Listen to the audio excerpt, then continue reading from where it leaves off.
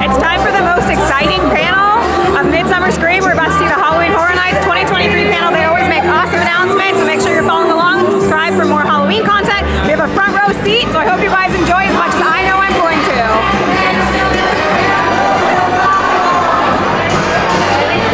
Executive team of Midsummer Scream.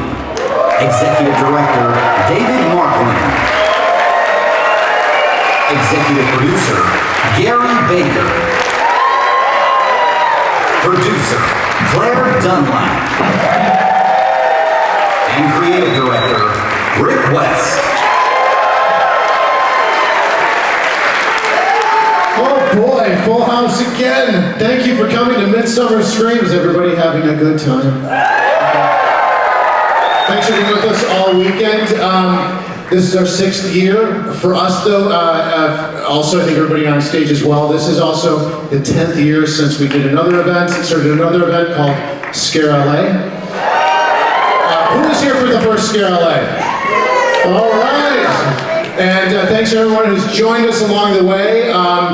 We're super proud of Midsummer Scream. There's another person who's been with us at every one of our events, every one that we've been part of for the past, over the last 10 years. That is John Murdy, who's here tonight at Halloween Horror Nights. So it means so much to us personally that he's here. He's continued to come back, puts our trust in us. But I was just talking to him backstage. He said, "Can I go a little long?" I'm like, I said, I think they'll enjoy that. Anyway, that's enough about me right now. Thank you again for coming. Gary? Hey everybody, did you have a good time this weekend? This is just an amazing crowd. I mean, the theater is completely full. So thank you all for coming in and attending. We know this is one of the biggest panels in the entire show. So thanks again. I just wanted to do a quick shout out to my tech team that's back here. It's Jim and Anthony, Call Brothers Productions. Also Todd, Jesse, and Kevin. They keep all 9 stages operating with all this content. We had some amazing panels. We're pretty much in here in this theater all the time, but the talent that was here this weekend was absolutely incredible, and we're so happy that you all attended the panels. And we'll turn it over to Claire. Hi everyone. Oh my gosh, look at us all. We're like a small country in here. It's fantastic. Thank you again. I know we're all saying thank you. We're just so grateful. We are so happy how this weekend turned out. It was a fabulous turnout with all of you. It takes a village to put this on, and you guys are all part of that village. We do this for you and because we love to do it. We so appreciate you. We appreciate our white bats, and we're just thrilled to have you here. And thank you for coming. And I'm going to ask everybody again, did you have fun? That's what we want to hear. All right. And to Mr. Request.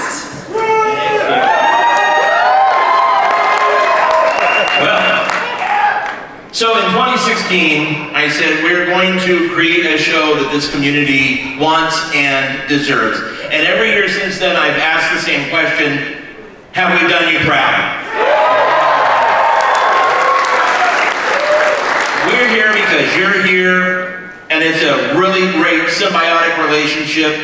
And seeing everybody that has come out this weekend, thank you for spending your time with us here. This is one more huge step to getting life back to normal, right? And God, did anybody think that anybody was going to call you normal this weekend? So thank you again. I want to thank all the haunters in the Hall of Shadows. Did you guys check that out?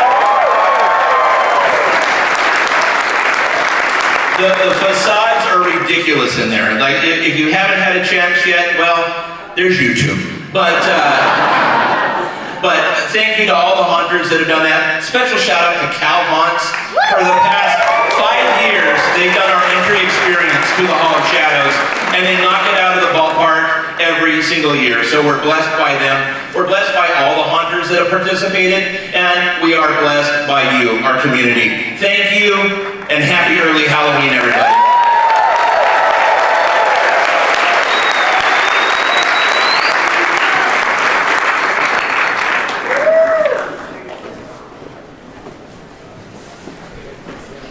Welcome to Midsummer Scream. Here we are at the bitter end of our weekend of ghoulish rides. And as you can see, we've saved one of the biggest treats for last. Universal Studios Hollywood's Halloween Horror Nights. Oh yes. Will there be a glimpse of things to come this Halloween? Of course. Will there be a major reveal? You can bet your life on it. Here's the man with the sinister plan, all the way from Ireland. Please welcome John Murdy.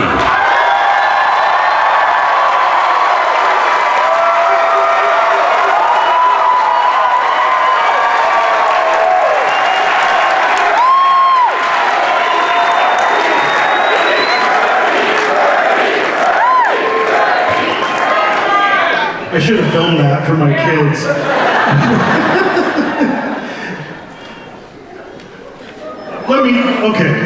Let me start with this, okay? Thank you. Thank you.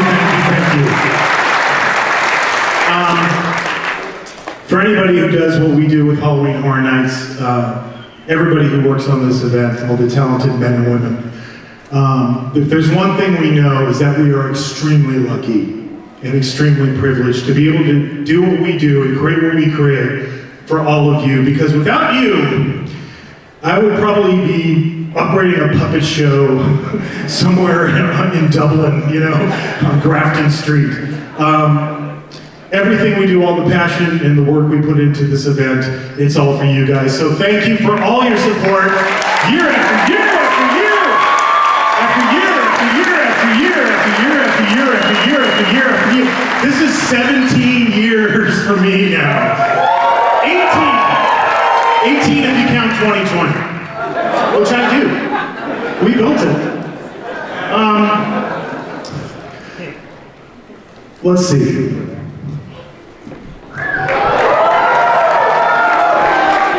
You know this, right? By the pricking of my thumb, something wicked this way comes. How about an announcement right out of the gate? I have to ask you guys, did we announce anything when I was in the air? Because I was on a plane flight for like 11 hours. Did anything happen Friday? 3 mazes on the same day? How about another one? But first, a history lesson.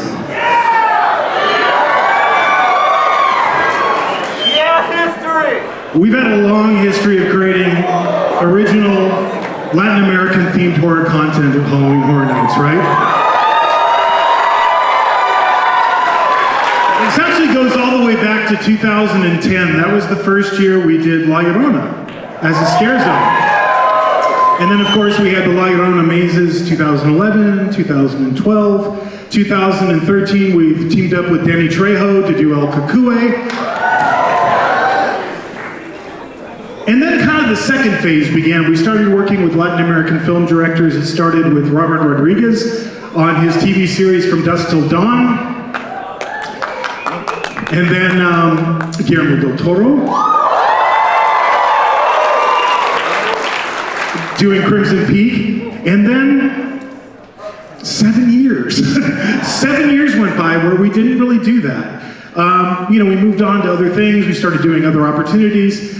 And then coming out of 2021, I noticed the plaza, the Universal Plaza, the way we themed that around Day of the Dead. And I noticed everybody inside it, you know, something in my brain just clicked that year, and I went, we gotta get back to this. This is what we should be doing. And so, last year, we brought back La Llorona. La Llorona, the Weeping Woman. So it feels like it's time for something else. The legends and myths of Latin America at Halloween Horror Nights continues with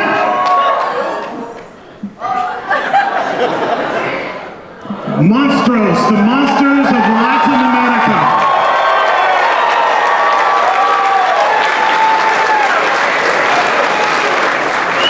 Study this real well. There's going to be a quiz at the end, okay?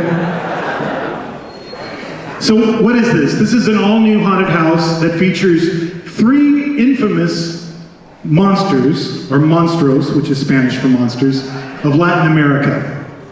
What's wrong with this picture? Somebody really screwed up. I'm going to explain that in just a second. But this is something I want to do today.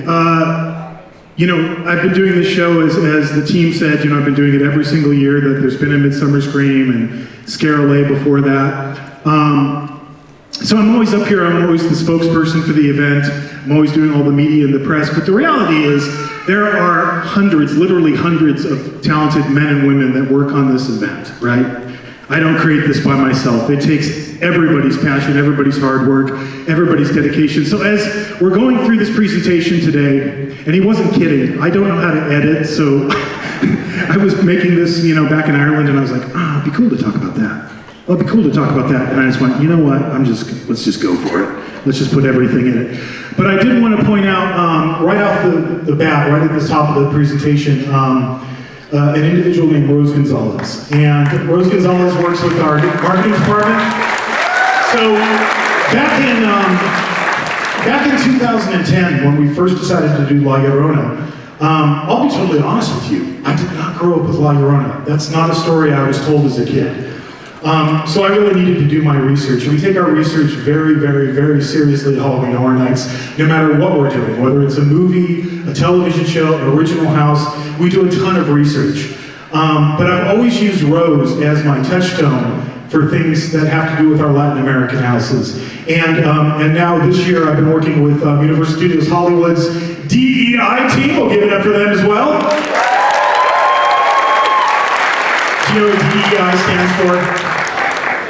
Diversity, equity, inclusion. Should have been diversity, inclusion, equity, because then it would have been die, and that would have been a lot cooler for a horror event. But they've been a big help to me as well. And you know, back in the days of La Llorona, we turned to our partners at Telemundo. We turned to actors. We worked with Diego Luna, and he helped us out with La Llorona. You know, when we were doing El Cucuy, it was Danny Trejo. So this team had a big impact on everything you're about to see, because I'm going to walk you through a little bit of this house. Let's meet the Monstros. We'll start with our first one, and this is, I'll give anybody a penny if you can pronounce this name. Anybody? Tlalhupuchi. Tlalhupuchi. This is a character that comes from the Tlaxcala region of Mexico, and it's really interesting because it's a witch, but it's also a vampire. And with any of these Latin American myths and legends, you know, they're all passed down orally for hundreds of years. In fact, Tlalhupuchi, some people think the origins of the story go back to Aztec times. That's how old it is. But I'll give you the version that's the most common version, right? Because there are variations to the story. But in the most common version, anybody can be a Tlalhupuchi. Could be you, could be you, could be you. You don't know when you're a little kid that you're a Tlalhupuchi until you reach like puberty. And then things start to change, as they do. And you become aware that you are in fact a Tlalhupuchi. So a Tlalhupuchi has to do a very, very specific ceremony, and then it transforms into one of a series of animals. But the most common one is a turkey vulture. And it flies to the house of its victim, and it sucks the blood out of them. It doesn't bite them like a vampire. It sucks the blood through the skin, and it leaves these telltale bruises and markings. So Tlalhupuchi is the first of our monsters. And I'll give you a little facts as we go along that came out of the research we did on this house. You know, as late as the 1950s, there was a particular doctor in Mexico who was trying to figure out why the infant mortality rates were so high in this particular region where this story originates. And he noticed, he pulled all these death certificates, and he was doing his research and he was studying, and he noticed that cause of death, all the parents were writing on it, Tlalhupuchi, or witch. So that's what first brought this story to like larger attention. The last known execution of a Tlalhupuchi was 1973. monsters are real. Let's meet our next one. Actually, let's take a look at the character design for Talalapoochie. So this is our iteration of Talalapoochie. We kind of have two different versions going on here. The one you see in the white dress that's more pale skin, that's a brand new Talalapoochie, just started feeding. The one you see in the red, that's a Talalapoochie that's been around for a while and has ingested a lot of blood. And I should say there are male Talalapoochies and there are female Talalapoochies. But we're going with the female Talalapoochies because they are stronger than the males. Girl dad. Our next monster is La Lechuza. Some of you were right on the internet. Some of you, I think they're doing La Lechuza. I have no idea how you got that, but you were right. La Lechuza, also known as the Owl Witch, okay? And this comes from all over Mexico, but it also comes from the southwestern United States, particularly Texas. And I'll give you again the most common iteration of this story. There's an old woman who lives in a village. And she's the kind of old woman that, you know, people whisper about, and people become convinced that she's a witch, so they put her to death. But she comes back as La Lechuza. So she's a combination old woman and a witch. And there's one particular thing the La Lechuza does that's extremely creepy. And again, you can go on the internet and read all about this. There's like endless Reddit pages about people's encounters with La Lechuzas. But one thing that it does is late at night, if you're in your house and you hear a baby crying, don't go outside. Because the La Lechuza can disguise its voice to sound like an infant crying. And then when you go out of the house to see what's going on, it swoops down and picks you up. Monstro fact. In 1975, a town in South Texas, and this is documented in the press, was terrorized by a La Lechuza. People started seeing it, they saw it flying overhead, they started calling into their local radio stations. There's even actually a song written about this that was released called La Lechuza. We're not using it in the house because it's kind of silly, but it was a huge big deal, and this is what they eventually found.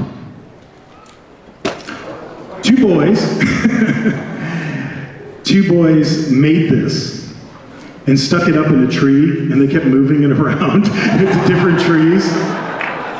And this is a picture from the local newspaper when the police finally figured out what was going on. Best prank ever. I need to hire those two kids for Horror Nights. Because we did stuff like that when we were kids. Did you guys do stuff like this? We used to like rig dummies, like, you know, through a tree and make it so somebody would be walking down the street late at night and it would just suddenly stand up right in front of them. Don't do that, by the way. I remember being chased through a field by somebody when I was a kid. But the weird thing about this story is, okay, so they saw it in a tree. It doesn't explain why so many people saw it flying overhead, and they described it as this huge bird. So monsters are real. And this is our design for La Lechuza. And that brings us to our third and possibly last monster. And that is El Silban. I bet you didn't figure this one out, right? Nobody? Okay.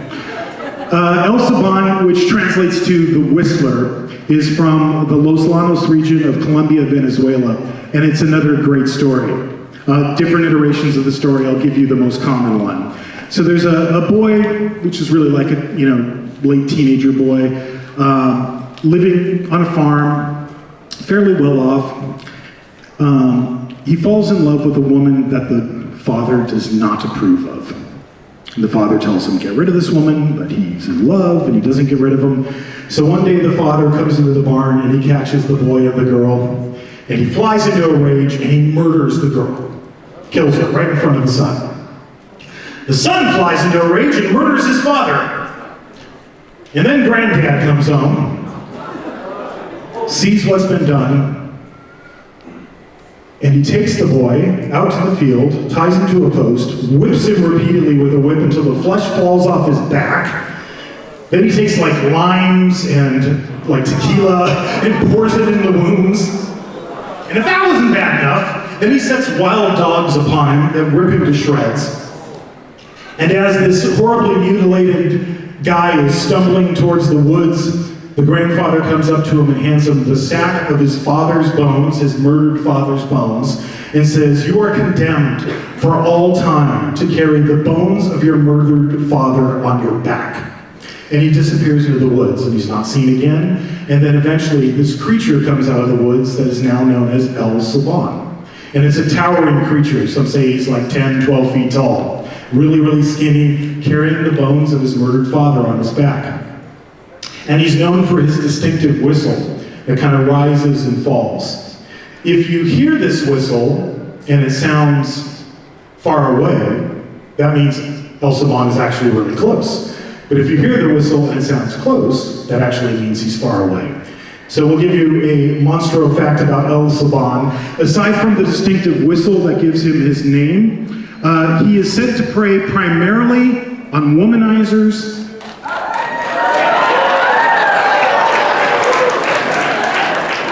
and drunks. You're all screwed. You're not making it out of this haunted house, apparently. All right, let's take a look at our design for El Saban. So obviously we're doing him as a still walker in key scenes. And let's get into some environments and the inspiration for said environments. And again, I'm gonna do some team member appreciation. My longtime creative partner on Halloween Horror Nights, Mr. Chris Williams. Chris is our art director, he's our production designer. Since 2006, Chris and I conceive everything, all of the houses for Halloween Horror Nights together. We do it as a team, we always have. But working with Chris, who's been his right-hand woman since the very beginning as well, is Brandy Creason, who's our production design manager. And Brandy and Chris, and a staple of really talented production designers from Hollywood films and television, they manage that entire team every year, drawing every single wall and every single house by hand. And their work is invaluable to the success of Halloween Horror Nights. I come up with the written word, and then they translate it into what it visually looks like. And I'm gonna show you a little bit about what they've been up to lately. We're gonna start with the setting for this house. When we were thinking about where to set this particular house, being that it's a new original house, we wanted to create a really iconic place to kind of ground the house in. So I started doing research. I did endless research, pulled hundreds and hundreds of images, but these two images in particular really stuck with me, and this is really what Brandy and Chris really latched onto as well. They're graveyards in Mexico. One's from Guadalajara, one's from Guanajuato. But I really liked, in the long kind of rectangular image, that Gothic Mexican architecture of that mausoleum. We thought that was a really cool element. And then the other one that I really liked was the idea of these sealed crypts that you see in the other image. So we created this place that we call the Cemetery of the Lost. And the idea here is that this is the place where every one of the victims of these monsters are buried. And it is a forsaken, condemned place that you do not go at night because the weather is always bad. It's always thunder and lightning here. Once your relatives are buried there, you never go back to visit them. This is just where they live. This is the elevation, the color elevation for the facade. It's funny. I see what you guys say a lot of times, on Twitter and whatnot. And I saw this one guy and he goes, "I think that's a mausoleum," right? And this other guy goes, "That's impossible! There's no such thing as a two-story mausoleum." Two-story mausoleum. And if you could peek over the fence right now, this is what you'd see. This is the mausoleum being built right now. This was taken about a week ago. We're just getting into the vine work. But if you look in the front, it looks kind of empty. And it's not going to be empty. There's a lot more coming. This is another piece of inspiration. I love these mourning statues that we found in these cemeteries in Guanajuato, and thought that was a really cool element. So I'm going to give you the down view. This is the ground plan looking down, and that's a side elevation of the facade. You see the big, above ground crypt with the statue, but you see something else. And this is going to get back to that piece of key art at the beginning. You see the guy standing there holding the shovel? Okay. We thought it would be cool to create our own original character to add to this mix. And this character would be like the narrator of the experience. He is the caretaker of the cemetery, and when we were trying to conceive what he should look like, we were really thinking about like traditional looks for the Grim Reaper. So I pulled all this research. These are just a few of the images. Does anybody know what the photograph is? And don't say Bill and Ted's Bogus Journey. Does anybody know who that actor is? Very famous in a very famous horror movie. Max von Sydow, who plays the priest in The Exorcist. This is Max von Sydow back in the 1950s, and a foreign film called The Seventh Seal, where he plays death. So we pulled that image.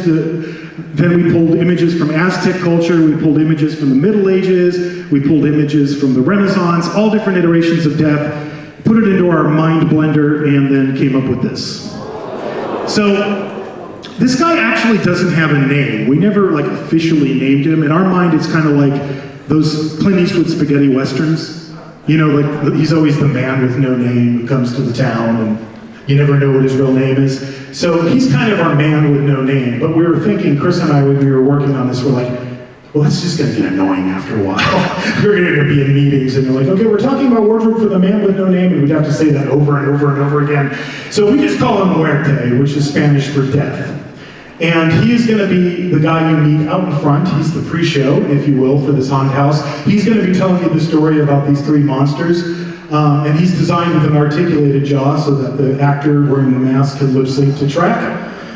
And you're going to see he's kind of the bookends of the haunted house as well.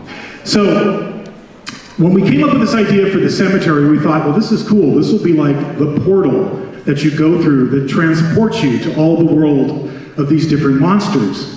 So this is when you step through that crypt. Again, I want to point out, two-story. I just feel like I have to validate that guy, because he was right. He like nailed it right out of the gate.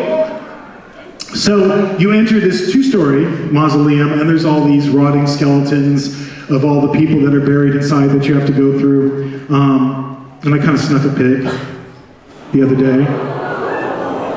I like the guy in the middle. I'm obsessed with him now. I saw these pictures were coming in from the field, and I'm like, who's that guy?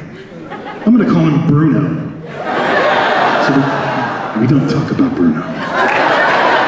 It's just like, he's just like, and the guy behind him is just like, hey, let me see. You know, and he's just like, no, Bruno has to look now. So this is the transition, and there's bats roosting in the upper niches, and there's animation and LED bat eyes, and as you go through this, you come to the first in a series of crypt paintings. And this is another thing we pulled from our research. This is an old Aztec tomb painting, but we thought it would be really cool if we used artwork, which is the same artwork you guys just saw in the key art, but did it in the style of like crypt paintings that would introduce you to each different area that you're going to. So this is the crypt painting for Tlalhupuchi. And then we also have crypt paintings for the other two monsters as well, La Lechuza and El Silbón. And now we're going to get into their lairs. So we'll start with Tlalhupuchi. And it all goes back to research. That's where all of this begins. So when I was doing research for Tlalhupuchi, I mentioned how she transforms into a Tlalhupuchi, and the specifics of that, and it's very specific. She comes into her house, she sets a big roaring fire in the middle of the floor of the house. She has to use specific wood, specific spices, and then she has to walk back and forth over the fire in the shape of a cross multiple times, back and forth, and then when she's done with all of that, she sits on the fire, and her legs detach. And then she starts to transform into a bird. So we thought, that's pretty cool. So that's what you're going to see in our first scene. It's called Transformation.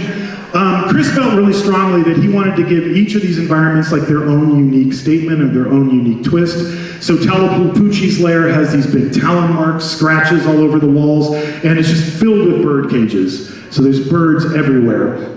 As you go a little further into Tlalhupuchi's realm, an area we call Los Infantes, or the infants, you start discovering these bassinets. Because one thing I didn't tell you about the Tlalhupuchi is she's very particular.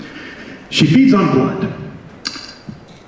And she'll drink anyone's blood if she's desperate enough, but she really, really prefers the blood of an infant. That's like the sweetest tasting blood. So there's all these bassinets, but they're all empty. And there's always a moment in Horror Nights, particularly with these houses. Last year with La Llorona, and going back to when we first did it, it was the scene across the river, you know? You guys, you know what I'm talking about, right? When you get to the town and you have to cross the river and there's the kids floating in the water. But I have to tell you how we did that. Because it's really weird. There's only like 2 inches of water, you know, and that's like pond liner. It's like how you'd make a koi pond in your backyard. So when we first did this, Chris and I were, and Tony, who's our prop master, we were like, what are we gonna do? How are we gonna float these kids? We're like, oh, we'll cut them in half. And now this is what I do with my children when they're misbehaving. Put that down, or you're gonna end up in daddy's maze. So this is a scene where you're walking towards another crypt painting of Talalapucci and it disappears, and then you'll see. Let's talk about La Lechuza. So for La Lechuza's lair, again, it goes back to research, right? When I was doing research, and I have to wonder, like, there's gotta be somebody in IT by now that looks at my search history, you know, and it's just like, I got a problem. But one of the things I was researching is carnivorous birds' nests. Because there's one thing certain birds do that's really, really messed up. When they kill an animal that they're gonna eat, they use their bones to decorate their nest. They like adorn their nest with the bones of their victim. And I thought, that's awesome. La Lechuza's an owl. She's an owl witch. She must have a nest. So we built her a nest. So this is another color elevation of La Lechuza's realm, and you see all of those bones. So her nest is made out of all these found objects, sticks and twigs, and the bones of her victims. And what this really speaks to is another member on our team that we want to appreciate and acknowledge today, Tony Lindis. Tony Lindis is our prop master.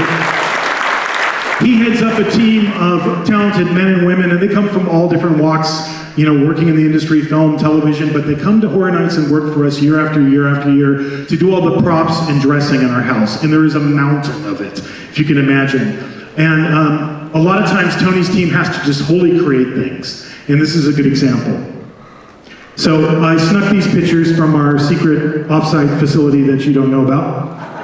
And I had to crop this picture too, because if I would have left the whole picture, you would have seen like Chucky, and you can't see that yet. That's a surprise. But these are the bodies that you see in the nest that Tony and his team had to create, and then you see the work they're doing to make these, you know, places where these victims' rotting corpses are being contained. All of that is done by hand. That's all done by our props and dressing team. So give it up for our props and dressing team!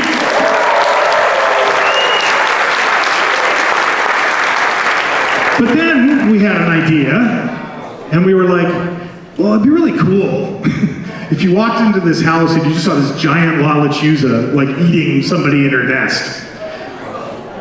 So we went to some other individuals on our team.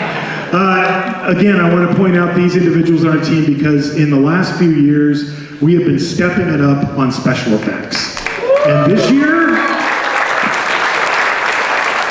wait till you see what these talented men and women have created. It's insane. David Borning heads up our special effects team. And Paul, who's now going to change his name because I can't pronounce it. I'm going to try Paul. Paul Vasilakos Long? Is that good? Close? What I love about David and Paul is they want to do more than we ask them to do. Like, did you guys go through Scarecrow last year? Okay. Remember that bird that was eating an eyeball on the table and it was like dangling out of its mouth and it was moving around? That was all them. Like, I didn't even write that in the treatment, I don't think. They were just like, hey, we can make a bird, and I was like, do it. So the other individuals that they work with who are a massive, massive help to us and are working on this particular piece is our Universal Studios Hollywood Technical Service Department, the mechanical engineers. These people,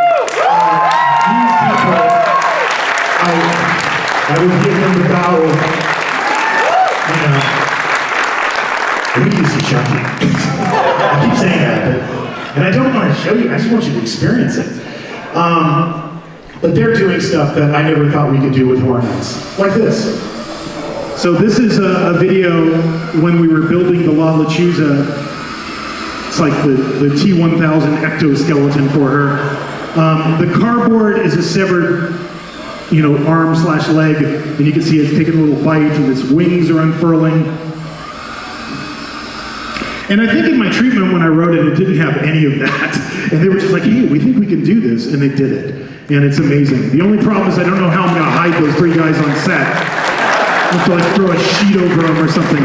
But they're doing amazing work, and we can't wait to share it with you. All right, El Salon. So now we've kind of been indoors for a long time. We want to break it up. We want to do a big outdoor scene. So for El Saban, we really wanted to take you to a village because he typically comes and attacks people, who are leaving a village on the crossroads late at night. So this goes back to research again. As I was doing research, I came across this, pulquerias. Does anybody know what that is? Or pulque?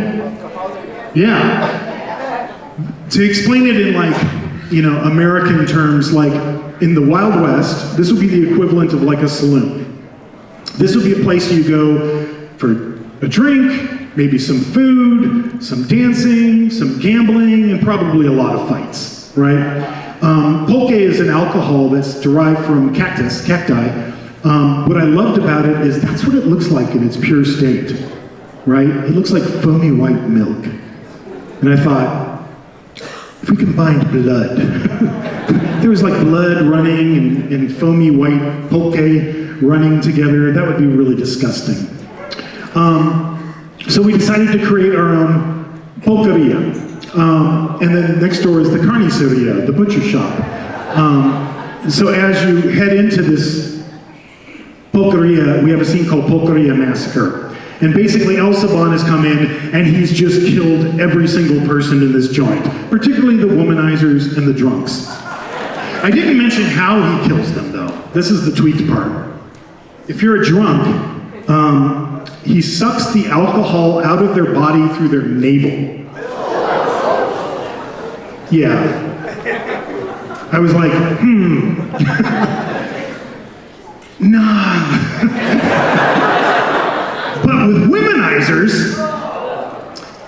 he rips them apart limb from limb, literally rips the bones out of their body and adds it to his sack that he has his father's bones in. So this is a dead body. I'm not kidding, it really is. This is, it's not like it's in my closet or something, as far as you know. No, this is from Body Wars, the touring exhibit that goes around the world.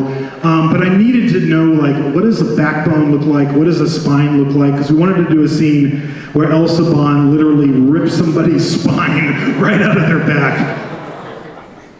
And that's El Saban.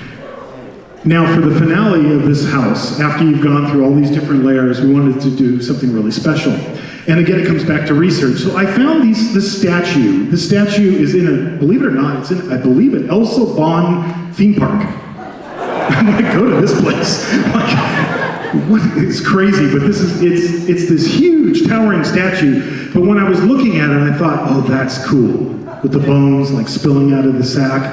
Because another thing El Saban does is, let's say he's walking through your village late at night. He might stop in front of your house.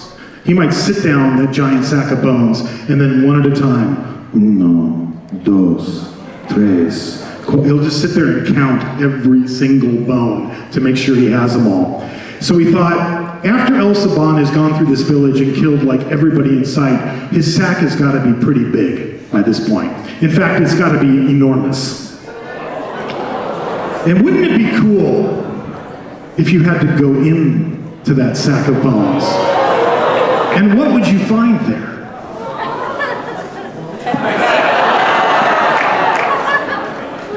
You're just gonna have to wait and see. All right, let's do some more Horror Nights appreciation. Patrick McGee Effects. Patrick is our makeup artist, our creature creator. You know, he goes all the way back, if you remember the Queen Alien from AVP, all of those amazing things, American Werewolf in London, that's all Patrick. Patrick has created some amazing stuff for us over the years. I'll share a little bit about what he's creating for this house. This is the sculpt from Muerte, and again, it has a movable jaw so that it can actually lip sync to track. This is Patrick's sculpt for La Lechuza. And this is his sculpt for El Saban, and he sent me this really cool video so you can like watch it. And this is the part that trips me out. It's like, I know it has hair, right? You can see it in the rendering. And I'm like, nobody's ever gonna see the back of his head. But Patrick still has to put in all the details because that's the way he is. And then, whoa. Okay, I know that's the mask. I guess you'll have to wait and see. But wait, there's more! How about another announcement? All right, we're gonna mix it up into a Scare Zone announcement. Because when you come out of this house, we're gonna keep everything going with this theme and take you to a brand new Scare Zone called El Terra de las Momias. And this is all about inspiration. And the person who supplied the inspiration is Mr. Patrick Quinn. Pat is one of the few people, might be one of the only people that I know and work with at Universal Studios Hollywood who's actually worked there longer than me. I think Pat started in the park as Woody Woodpecker, I think, as a character back in the day, but he's worked with Horror Nights with Chris and I since the very, very beginning. And the way Chris and I always talk about Pat when we try to explain like how we work with Pat is we just go, Pat just thinks different. And it's true, like he comes up with stuff that Chris and I would never come up with. All of the scare zones in the park, that's not my creative, that's not Chris's creative, that's Pat's creative. So give it up for Pat for all the amazing scare zones he's created over the years. And this is what I mean about Pat's creativity. This is what Pat came to us with. He's like, hey, you know, in the 1950s in Mexico, there was these really specific horror movies they made about Aztec mummies. And, you know, there's like mummies fighting wrestlers and mummies fighting evil robots. But he wanted to do something with that idea, but do our Horror Nights original version. So that meant that Pat had to create like a multiverse of movies that don't actually exist. And he did. And that brings up another person on our team that needs a lot of love and respect and kudos, and that is Lucas Kolshaw. Lucas Kolshaw is our lead designer and illustrator. Every single one of those character drawings I show you, that's all Lucas's work. He draws all of that. If you guys remember Bride of Frankenstein Lives and all the beautiful book artwork, if you remember Holidays in Hell and all of his amazing postcards, that's all Lucas. He created all of that. So you put Pat together with Lucas and they created a multiverse of movies that don't really exist. And it starts with The Mummy That Couldn't Die. And I love that they did, not only did they do the movie poster, they did the lobby card for the movie. And these are going to be used in the scenic, but they're also going to be used in the video that's part of the Scare Zone as well. So the idea is here that they made this movie, The Mummy That Couldn't Die, and it was a huge hit. And they were really excited to make a sequel. So they made The Mummy versus the Undead Skeletons in classic horror movie tradition. If it succeeds once, make 20 of them. And then they got around to make the third film. Do you get the joke? So this was not me, this was Pat. Pat's like, I want to call one of them Revenge of the Mummy, which is funny because I created a Revenge of the Mummy, you know, the ride in my previous life years and years ago. So they made Revenge of the Mummy, but by now, you know, the box office is not doing quite as well as the first movie in the series, but they gave it another go, and they did Escape from the Mummy's Crypt. But then, by this point, they've kind of run the, you know, they played out the thread for these mummy movies, and so they decided to go in a different direction, and they did Blood of the Skeleton Queen. And they introduced a brand new character, the Skeleton Queen, but the box office wasn't quite there, so they went, you know, that didn't do so well, let's just bring back the Mummy and mash it together and do The Mummy versus the Skeleton Queen. But that didn't do that well at the box office either. So by the end they just said, oh, whatever, just a Village of the Dead, you know, Village of the Undead. So all of these pieces were created by Pat's creativity, Lucas's art, and there's a concept. Yes, scare zones actually do have a plot, but it's really simple. You got to keep it like really, really simple, like a couple of sentences. So I'll give you my best shot at the plot of this scare zone.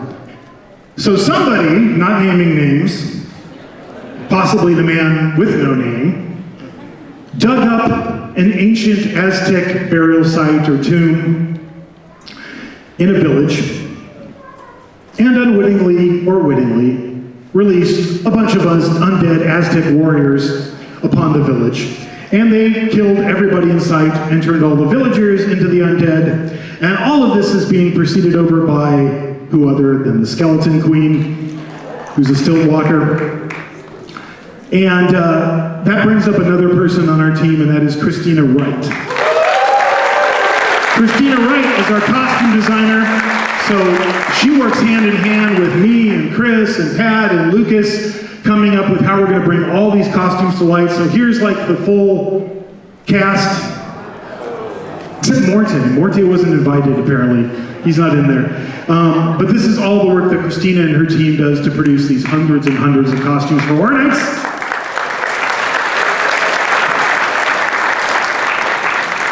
What's next?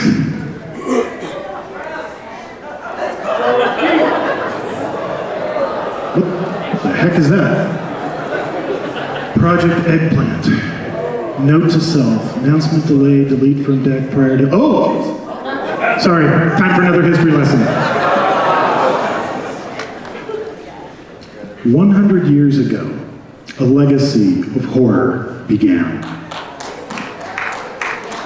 This is 1923. This is a photograph taken on the Universal lot in 1923. The studio, in the silent film era, undertook possibly the biggest production of its history up until that point. A production that required the construction of massive sets unlike anything they've ever seen built on the lot before, or frankly since, including a full-scale replica of a large section of the Cathedral of Notre Dame in Paris and an entire French village. When the camera started rolling, the cast was so big that they had to invent the first PA system. That's what you see the director wearing the black hat standing next to, so that they could communicate with all of the crew members and all of the actors working on the production. The film starred Lon Chaney Sr., the man of 1,000 faces, as Quasimodo, and literally a cast of thousands. In this picture alone, there's 2,500 extras in this film. This is 1923. The film, of course, is The Hunchback of Notre Dame from 1923. And the reason why I'm talking about this and showing you all this is last year, around this time, I started thinking about, wow, next year's going to be the 100th anniversary of Hunchback. And it actually came out in the movie theaters September 6th. So like right when it's 100 years old, Horror Nights is going to open, right? So it felt like we needed to pay tribute and homage to the films that started a franchise that we know today as the Universal Classic Monsters, right? Because without Hunchback, none of this would have ever happened. So, once upon a time in Paris. Paris, the city of light. But underneath her bustling boulevards, her noisy cafes, silence is king, and darkness reigns. 60 feet beneath the city streets of Paris, there is an empire of the dead. The bones of 6 million Parisians are buried there in an underground catacomb. But something else is down there too. The Phantom of the Opera. Far beneath, the Palace Garnier, better known as the Paris Opera House. In his underground lair, the Phantom is still down there, and he's not alone. There's someone else down there too. Quasimodo, the Hunchback of Notre Dame, has literally gone underground. Meanwhile, in London, The local authorities are searching for 2 doctors who are involved with unethical, illegal experiments. The first doctor is Dr. Jack Griffin, better known as the Invisible Man. The second doctor is Dr. Henry Jekyll, whose experiments have led him to embrace the darker side of his nature, known as Mr. Edward Hyde.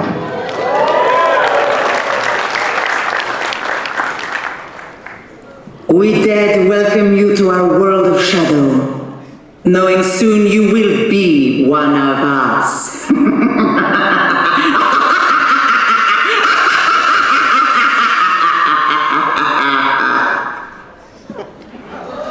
The Universal Monsters legacy at Halloween Horror Nights continues with the house we just announced on Friday, I believe. Universal Monsters Unmasked. This is the fifth Universal Monster house that we've done at Horror Nights in Hollywood. And again, it takes appreciation, not specifically like a team member of Horror Nights, but somebody I really want to recognize today, Crash McCreary. Do you guys know who Crash McCreary is? Okay. Crash did the key art that I just showed you, all of those illustrations, right? Crash is a legend in the film industry. He started with Stan Winston years and years ago. He helped design The Terminator. He helped design with Tim Burton, Edward Scissorhands. He helped design movies like Pirates of the Caribbean, Jurassic Park films, etc., etc., etc. So Crash works with us to bring the Universal Monsters to life, and so he designed two particular monsters that he really helped us out with, and that is, I'll show you Crash's illustrations here. Dr. Jekyll and Mr. Hyde. Now I know what you're thinking. Dr. Jekyll and Mr. Hyde isn't a Universal Monster movie. Au contraire. It is.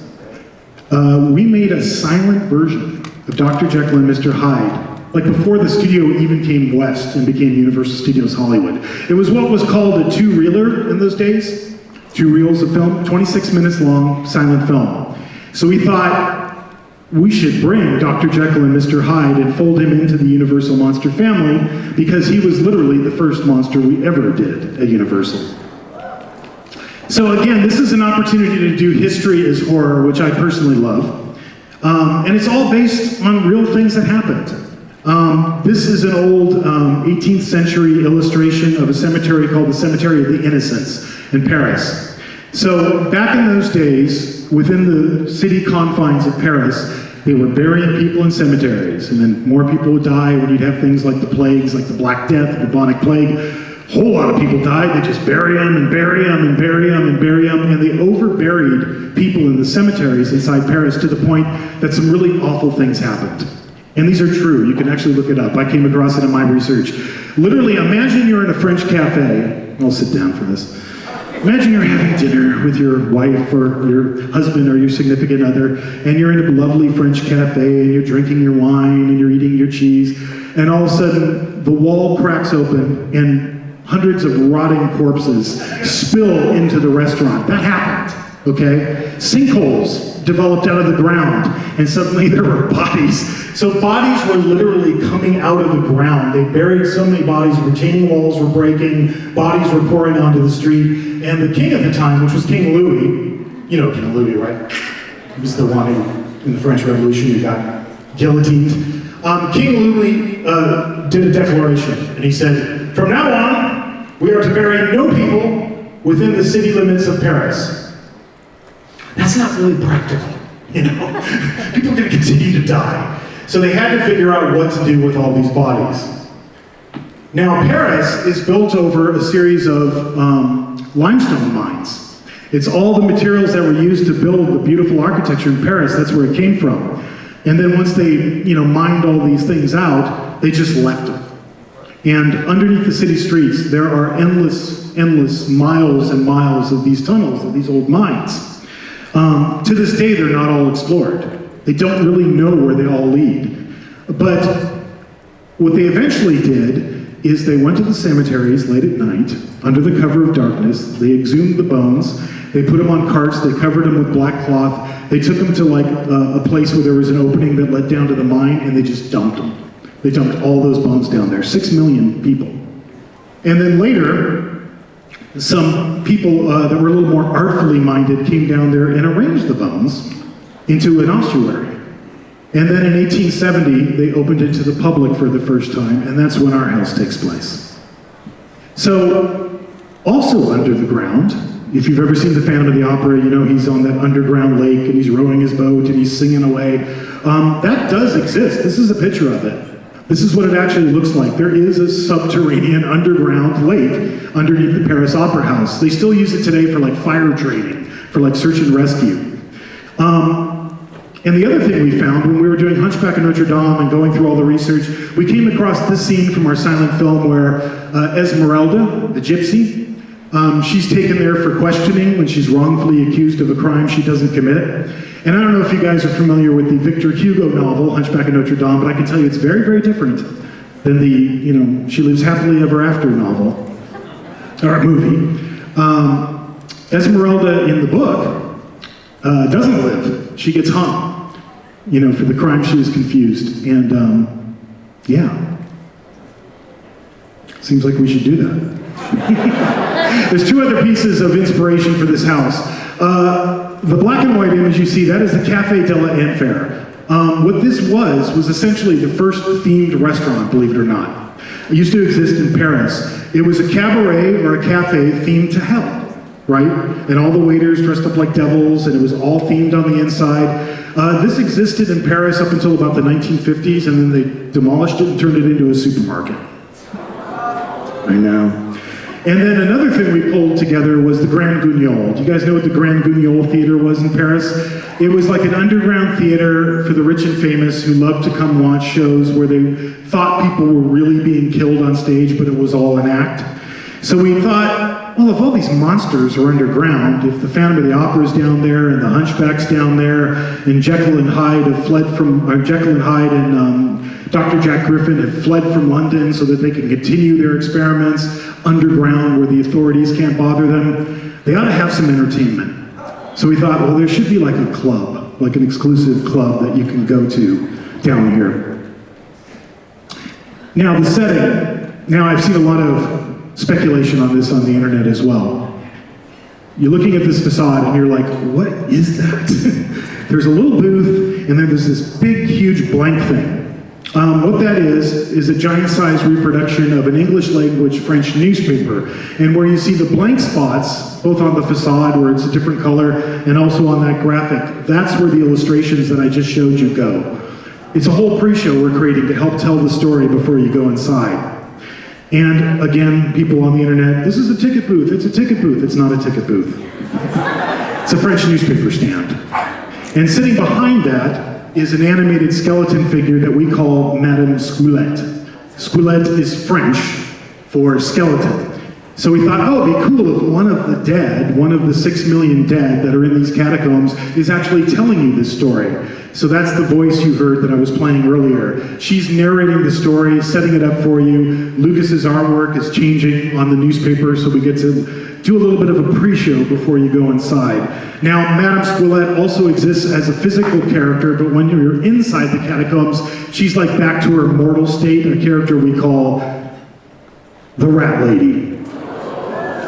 And the idea is that this is a woman that's down in the catacombs, scouring for any food she can find, so she's literally eating rats. And she has a very advanced case of, it just left my brain. Smallpox. Thank you. Well, smallpox. Advanced case of smallpox. So, and we just recently filmed her, because she also appears on video. And this is from that. This is like an hour-and-a-half long makeup. It's all prosthetic makeup. And what this speaks to is our show quality and events team, so another recognition we want to give Missy Delgado, who heads up this team. We write all this stuff, then they have to cast it. They have to find the people that are going to be in our videos, the people that are going to do our voiceover work. We try as much as possible to pull that right from the people that already work at Universal Studios so we can give them an opportunity to do something different. And then Scott Kleckner. Scott has been with us since the beginning as well. Scott has been in charge of our character program since the very earliest day of Horror Nights. Two other individuals I want to shout out to. Zach Delwicks. It's, been doing this a long time. I met Zach, I think when he was 10. I literally met him in the park at Horror Nights as a fan. And now he's a big part of working with our team and training our actors. And then Brian Asrick, who is our casting director, casting all of our talent now.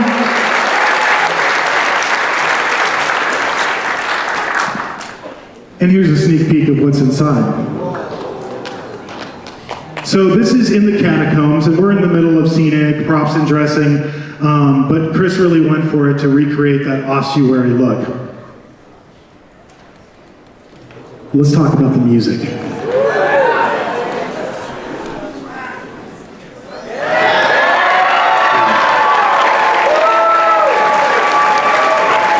So, God, 10 years ago, 10 years ago, 2013, I met Slash at Halloween Horror Nights when he came to see our Black Sabbath house.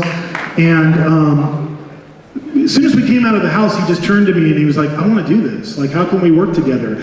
And so he started doing music for our houses years and years ago. It started with a house called Clowns 3D. And then, as I mentioned, when we started getting into Universal Monsters, Slash has done every single score. So that's now 5 full scores that he's done. But he works with an individual on our team I want to recognize, and that is Stacy Quinolte. Stacy co-writes everything with Slash, co-writes all the music, arranges it, produces it. So Stacy and Slash, before I was heading out for this, I was like, hey, you got a track? Got a track we could share with these people at Midsummer Scream? So we're gonna play you one track from the new score for Universal Monsters Unmasked. It's a track called Silent Screams that features the work of Slash and Stacy Quinolte. Have a listen.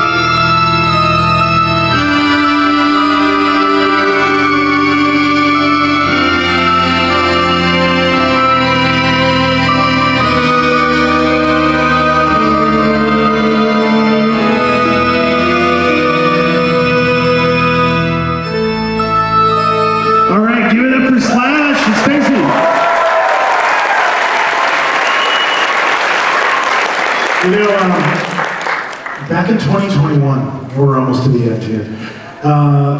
Remember we did The Bride of Frankenstein Lives? People have been asking me, remember back in 2021, we had to all wear masks, we're still in that point. So, like, nobody ever got to see what The Bride of Frankenstein looked like. And people have been asking me on Twitter, and, you know, hey, can we see what The Bride of Frankenstein looked like? So, I brought this with me. I just thought you might, like, enjoy this. This is a time lapse that Pat McGee shot of The Bride of Frankenstein's makeup. So it was full prosthetic makeup to get that burned look. It's probably an hour in the chair, a little bit longer. And I was thinking, it's such a shame that nobody got to see that, right? It seems like you should get an opportunity to see that, doesn't it?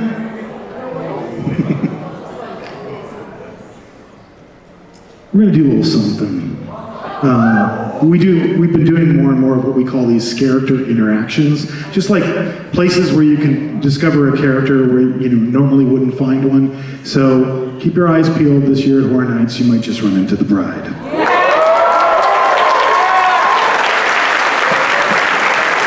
Fan appreciation time. All right. Here's what we're giving away today: 2 express tickets to Halloween Horror Nights, and a behind-the-scenes tour of one of the houses with yours truly. We're going to do it like we always do it. We're going to ask a trivia question, and I'm just going to pick a random person from the audience, and if you get the question right, you win 2 express passes to Horror Nights, plus I'll take you on a behind-the-scenes tour of one of our houses. Oh, look, they put La Llorona on it. Seems like you should have a chance to see her again too, huh? Yeah.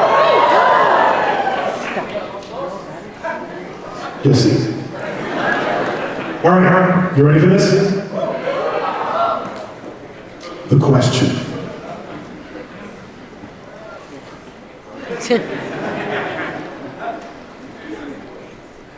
Okay. You remember this guy, right? You remember this guy from last year? Yeah. Okay, if you have 1 crow, you refer to them as a crow. If you have more than 1 crow, you refer to them as something else. Don't shout it out. Right here. Right here. Let's see.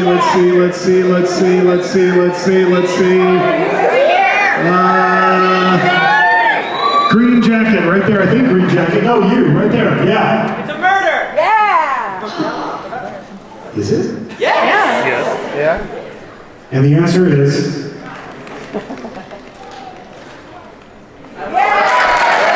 a murder of crows.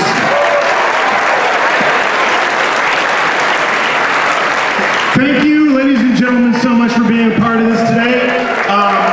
Seriously, what I wanted to talk about today, besides all the things we're doing, is all the work everybody on this team does for Halloween Horror Nights. It takes a village to do this, just like it takes a village to do Midsummer Scream. So thank you to everybody in Midsummer Scream. Thank you all. I'll try to hang out somewhere out there if you want to come by and say hi. We'll see you at Horror Nights. Thanks.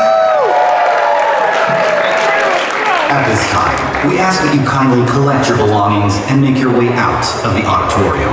We need to reset all of the traps and clean up the mess before we let our next victims, guests, in.